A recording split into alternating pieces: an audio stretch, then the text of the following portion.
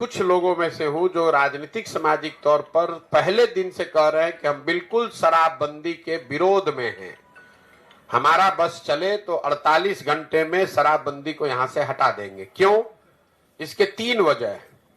शराबबंदी के जरिए आज तक दुनिया में, सिर्फ बिहार और भारत में नहीं, पूरे दुनिया में कहीं इस बात का प्रमाण नहीं है कि शराबबंदी के जरिए किसी समाज का आर्थिक सामाजिक विकास हुआ है।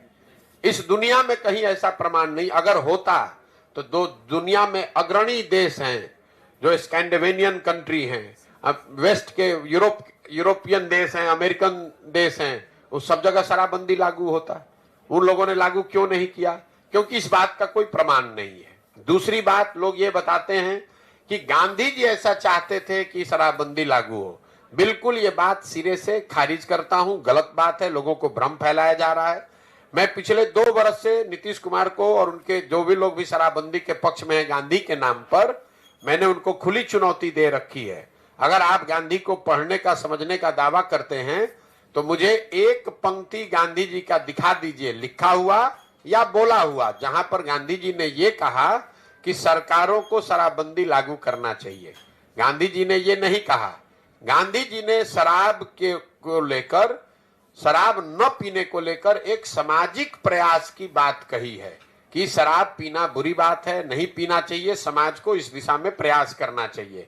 उन्होंने ये नहीं कहा कि सरकार को कानून बना देना चाहिए। इसका एक आपको उदाहरण दे रहा हूं।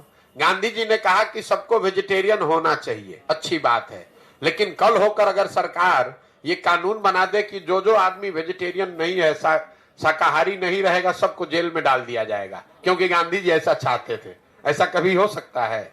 ये तो गांधी जी के बात, बताई हुई बात का डिस्टॉर्शन है। तीसरी बात, मान लीजिए कि एक बार को शराबबंदी आप लागू, कुछ उसका फायदा है भी, तो फायदा तो तब होगा जब आप शराबबंदी लागू कीजिएगा। जमीन पर बिहार में शराबबंदी तो लागू है नहीं। शराबबंदी के नाम पर शराब के दुकान बंद कर दिए गए, होम डिलीवरी चालू है।